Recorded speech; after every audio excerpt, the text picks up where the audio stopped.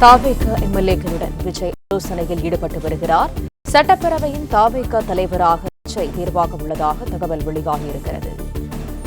வெற்றி சான்றிதழ்களுடன் பனையூர் அலுவலகம் வருகை தந்திருக்கிறார்கள் தாவேகவினர்.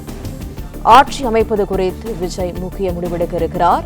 அதேபோல் சட்டப்பேரவையின் தாவேக தலைவராக விஜய் தேர்வாக உள்ளதாக தகவல் வெளியாகியிருக்கிறது.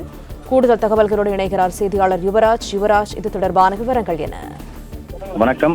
தமிழக வெற்றி கழகம் தமிழ்நாடு சட்டப்பேரவையில் தற்பொழுது தனி பெரும்பான்மையாக வென்றிருக்கக்கூடிய நிலையில் தமிழக வெற்றி கழகம் சார்பில் வெற்றி பெற்றிருக்கக்கூடிய சட்டமன்ற உறுப்பினர்களுக்கான அந்த ஆலோசனை கூட்டமானது தமிழக வெற்றி கழகத்தினுடைய தலைமை அலுவலகத்தில் தற்பொழுது நடைபெற்று வருகின்றது.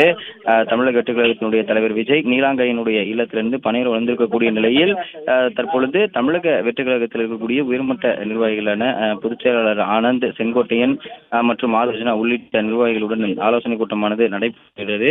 அந்த வகையில் இதன் பிறகு தற்பொழுது இன்னும் சற்று நேரத்தில் கூட்டரங்கில் உட்கார வைக்கப்பட்டிருக்கக்கூடிய சட்டமன்ற உறுப்பினர்கள் கூட்டாக உட்கார்ந்திருக்கக்கூடிய சட்டமன்ற உறுப்பினர்களை சந்தித்து இந்த ஆலோசனை கூட்டமானது நடைபெறுவதற்காக ஏற்பாடு செய்யப்பட்டிருக்கின்றது.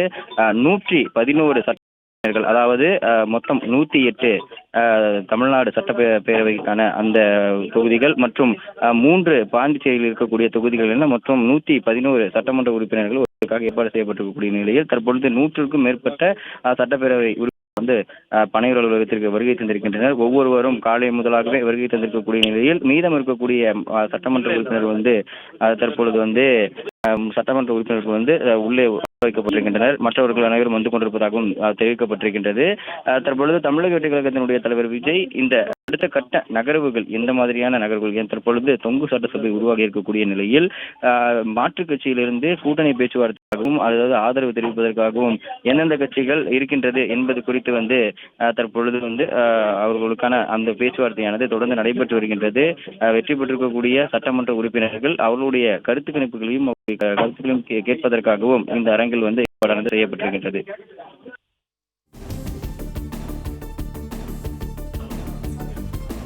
பிளே ஸ்டோர் மற்றும் ஆப் ஸ்டோரில் இருந்து பாலிமர் செயலியை QR கோடு மூலம் பதிவிறக்கம் செய்யுங்கள்.